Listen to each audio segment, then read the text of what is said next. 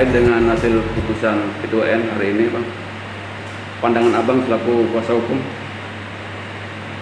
Saya yang pertama mengucapkan terima kasih kepada TUN Jakarta Pusat ya, yang telah menyelesaikan perkara gugatan atas nama Jaya SHMM ya, mantan Kanwil BPN DKI ya, yang mana putusannya adalah salah satunya mencabut SK 420 yang dikeluarkan oleh Menteri BPN, yang mana SK itu dikeluarkan adalah cacat administrasi ya. Sekali lagi saya mengucapkan terima kasih kepada TUN Jakarta yang telah memutus seadil-adilnya perkara yang saya jalankan mewakili klien saya. Saya juga meminta kepada Menteri BPN atas putusan yang telah dijatuhkan oleh beliau selaku tergugat ya, beliau harus melaksanakan ya, mengembalikan Saudara Jaya SHMM sebagai Kanwil DKI, karena beliau sebenarnya tidak bersalah ya. Beliau melaksanakan tugas sebagai pejabat negara untuk memberikan kepastian hukum ya, terhadap masyarakat yang berada di objek tanah Cakung ya, yang diakui oleh dua belah pihak, yaitu PT Salpe yang sudah memiliki sertifikat ya, Abdul Halim yang merasa memiliki hak dasar ya. Tapi sebenarnya kalau menurut penelitian saya, keduanya ini bukan pemilik ya. Jadi SK 13 yang diterbitkan oleh Pak Jaya ini adalah benar untuk menjaga kondusivitas masyarakat ya. Apabila di kemudian hari ada pemilik aslinya, silahkan, tidak ada permasalahan diterbitkan sertifikat yang kepada pemilik yang sah ya. Karena yang kedua-duanya ini sama-sama tidak sah. Sekarang ada di Mabes perkaranya ya. PT Salpe juga, Beni Tabaluyan itu tersangka ya. Abdul Halim pun saat ini sedang diperiksa dan sudah ditersangkakan lurah dan sebagainya ya. Termasuk pengacara juga sudah ditersangkakan. Jadi di sini Pak Menteri dan Pak Sekjen ini harus jeli. Tidak boleh sembarangan sebagai pejabat mengeluarkan produk tata usaha negara dan bicara di publik dengan tidak punya etika, yang menyatakan klien saya ini merugikan negara 1,4 triliun lah ya, menyatakan klien saya ini tidak sesuai aturan menerbitkan SK 13, semuanya sudah sesuai aturan, tidak ada yang tidak sesuai aturan, dan menyatakan lagi di berita banyak saat ini berseliweran ya, klien saya ini dipecat tidak hormat. Artinya bagaimana seorang pemimpin di suatu lembaga kementerian ya menyatakan anak buahnya dipecat tidak hormat, ternyata SK 420 itu memberhentikan dari jabatannya sebagai Kanwil dan dipensiunkan secara hormat. Jadi Pak Jaya itu tidak dipecat secara tidak hormat, termasuk saya sikapi juga di dalam kesempatan ini juru bicara Kementerian Agraria juga menyatakan seperti itu.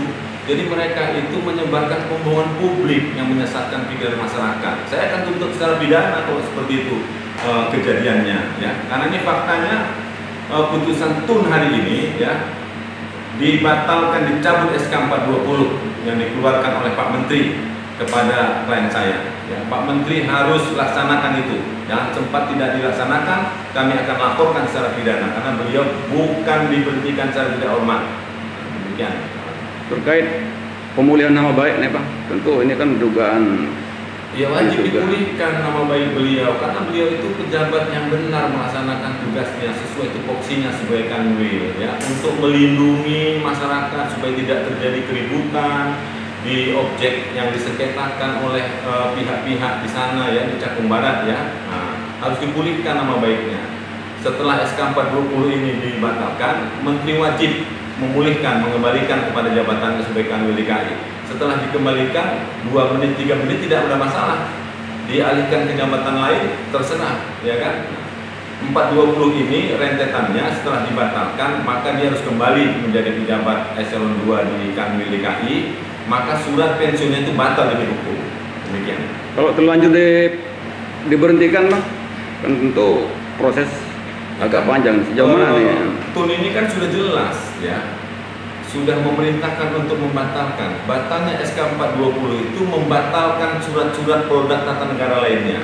SK 355 batal, surat pensiunnya batal karena dia harus kembali kepada eselon 2. Artinya dia tidak bisa dipensiunkan kalau dikembalikan kepada eselon 2 karena usianya sampai 60 baru bisa pensiun gitu.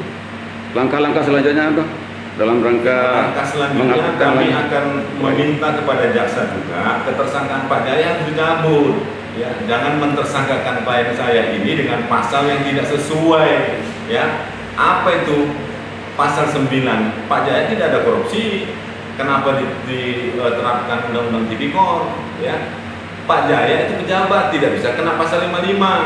Ini kan ada apa ke Jari Timur ini? Ya, ini harus diperiksa semuanya supaya menjadi penegak hukum yang benar, yang baik untuk memberikan pencerahan hukum terhadap masyarakat.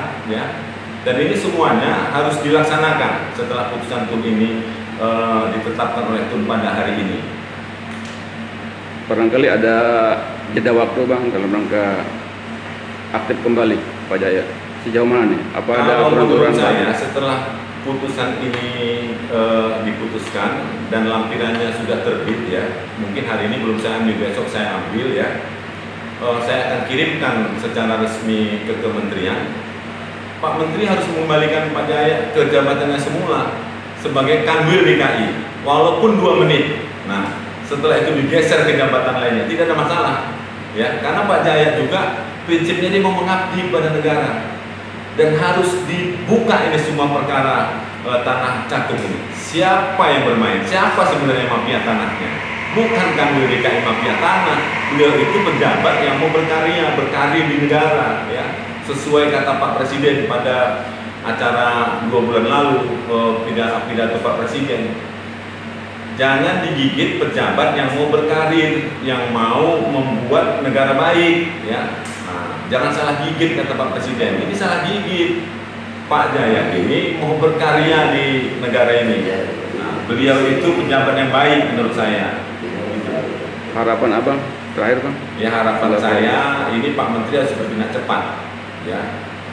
Sekjen juga harus menyadari bahwasannya Pak Jaya ini tidak bersalah ya. Itu harapan saya, dan segera ditindaklanjuti putusan TUN yang setelah dijatuhkan pada hari ini tanggal 24 bulan Juni 2021.